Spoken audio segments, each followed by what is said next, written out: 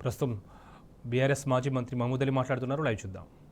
मगर आज हमारे सीएम साहब ने जो कैंडिडेट डिक्लेयर किए, हमें उम्मीद है हम 13-14 कैंडिडेट तक जीतेंगे और सिकंदराबाद के कैंडिडेट तो 100% यकीन के साथ जीतेंगे। पद्माराव साहब की बहुत अच्छी शोहरत है, बहुत अच्छी तरीके से काम करते हैं, बड़े मिलनसार इनसे और बहुत सेकुलर आदमी है। पार्टी के फाउंडर मेंबर है, शुरू से ही 2002 में 100 काउंसिलर कॉन्टेस्ट किए थे, उसमें एक पद्माराव साहब जीते थे और जब से अब तक उन्होंने रात दिन मेहनत करते हुए पार्टी को मजबूत किया है और बिला मजहब और मिलत सारे लोगों की खिदमत करते आ रहे। और इस मर्तबा हमें पूरी उम्मीद है कि सिकंदराबाद में जो लोग हमारे साथ गद्दारी किए हैं वो भी कैंडिडेट बन के कांग्रेस से आ रहे। कांग्रेस के जो कायदीन है, कांग्रेस के जो कैंडिडेट है वो हमारी पार्टी से लेकर दे रहे हैं, ये बड़ी अफसोस की बात है। रेवंत रेड्डी साहब ने बहुत से वायदे किए, उसमें 6 जो प्रोमिसेस किए हैं, 6 वायदे जो किए हैं उसमें कुछ भी अमल नहीं करें। आज सारे तेलंगाना में लोग कांग्रेस के ऊपर बहुत नाराज है। वो उन्होंने खासतौर से हमारे पर इल्जाम लगाया गया बीजेपी से मिले हैं, मगर हमने कभी भी नहीं मिला। बीजेपी के साथ अगर कोई मुकाबला करने वाला लीडर है तो केसीआर साहब है। हमने कोई इलेक्शन में बीजेपी से अलायंस नहीं किया। 2004 से लेकर आज तक जितने इलेक्शन आए कभी भी हम बीजेपी से अलायंस नहीं किए। और रेवंत रेड्डी साहब कहते हैं मोदी साहब मेरे बड़े भाई है। यकीनन शुरू से उनका संघ परिवार से ताल्लुक रहा है और उन्होंने जो वायदे करे कोई भी वायदे मुकम्मल नहीं कर सकते। उन्होंने कहा हमने 420 की बात कही, हम 432 वायदे किए।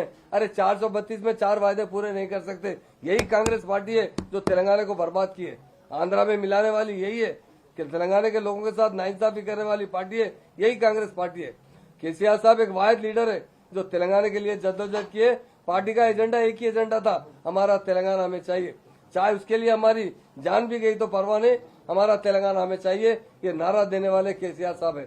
उन्होंने तेलंगाना के लिए मरण भर बैठा, 11 दिन तक एक दाना नहीं खाया। आज ये तेलंगाना जो डेवलप तेलंगाना दिख रहा है ये केसीआर साहब की मेहनत है।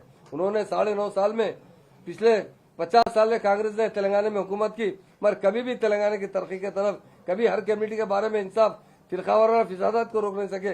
रोकने वाला कोई लीडर है वो केसीआर साहब है। इसलिए हम केसीआर साहब का शुक्रिया अदा करते हैं। पद्माराव साहब को जो सिकंदराबाद एमपी टिकट दिया गया, हम 100% यकीन के साथ बोलते हैं हम बहुत बड़ी मेजॉरिटी से सिकंदराबाद में जीतेंगे। पद्मनाभ पार्लियामेंट में जाकर जरूर तेलंगाना की नुमाइंदगी करेंगे। आप किशन रेड्डी साहब क्या नुमाइंदगी करें बताइए? कभी हमारे लिए कोई सेंट्रल से बजट आया बताइए? कभी 1 पैसा बजट नहीं आया। आज मोदी साहब कहते हैं हम ये करेंगे वो करेंगे, मगर जो करने वाले वो बात बोलते नहीं है। एक वाहिद केसीआर साहब है जो इस तेलंगाना को सुनहरी तेलंगाना बनाए। उनका जो सपना था, तेलंगाना के अंदर पावर नहीं था, पावर देने वाले लीडर है तो केसीआर साहब है। तेलंगाना में घर घर में पीने का पानी नहीं था, पीने का पानी प्रोवाइड करने वाले कोई लीडर है तो केसीआर साहब है। आप जानते हैं नलगुंडे में फ्लोरेसेस का पानी मिलता था, महबूब नगर में फ्लोरेसेस का पानी मिलता था। वो पानी, अच्छा पानी घर घर तक पहुंचाने वाले लीडर है वो केसीआर साहब है।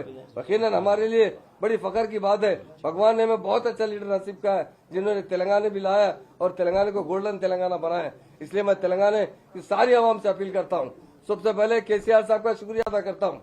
और पद्माराव साहब को जो टिकट दिया गया है, सारे सिकंदराबाद में एक जोश आ चुका है, लोगों में खुशी का माहौल है। लोग कह रहे हैं सही लीडर को सीएम साहब ने सिलेक्ट किया है, बहुत नेक लीडर है, अच्छे लीडर है, लोगों में आवाम में रहने वाले लीडर है वो पद्माराव साहब है। तमाम तेलंगाना के, खासतौर से तमाम लोगों से तेलंगाना की अपील करता हूँ, इस मरतबा बीआरएस पार्टी के तमाम एमपी को जिताइए।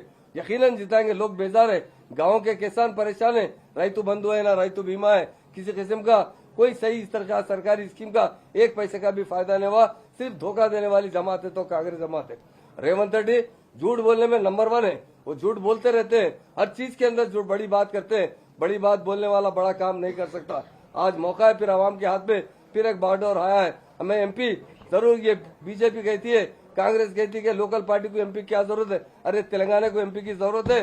तेलंगाना के लिए बजट चाहिए, तेलंगाना की तरक्की चाहिए, तो पार्लियामेंट में भी हमारी नुमाइंदगी की जरूरत है। इसलिए तमाम तेलंगाना के भाइयों से मैं अपील करता हूँ कि बीआरएस के तमाम कैंडिडेट को जिताइए। और खासतौर से सिकंदराबाद के जो यहाँ पर हम रहते हैं, सिकंदराबाद हैदराबाद एक ही आजू बाजू है, रात दिन हम यहाँ रहते हैं, देखते हैं लोगों का जहन है। कल से मुझे रात में देख रहा हूँ पद्मनाभ के घर के पास जितने लोग हैं उतने लोग मेरे पास भी आए। अरे केसीआर साहब ने पद्मनाभ को टिकट दिए, महमूद भाई सुबह भागना है, कल आप कहा थे, कल दिखे ना मीटिंग में सुबह, इसलिए मैं सुबह आ गया पद्मनाभ को जिताने के लिए। और यकीन से कहता हूँ पद्मनाभ बहुत बड़ी मेजॉरिटी से जीतेंगे और पार्लियामेंट में जाकर बहुत अच्छी नुमाइंदगी करते हुए हर तरीके से सिकंदराबाद को तरक्की दिलाएंगे, तेलंगाना को तरक्की दिलाएंगे और सब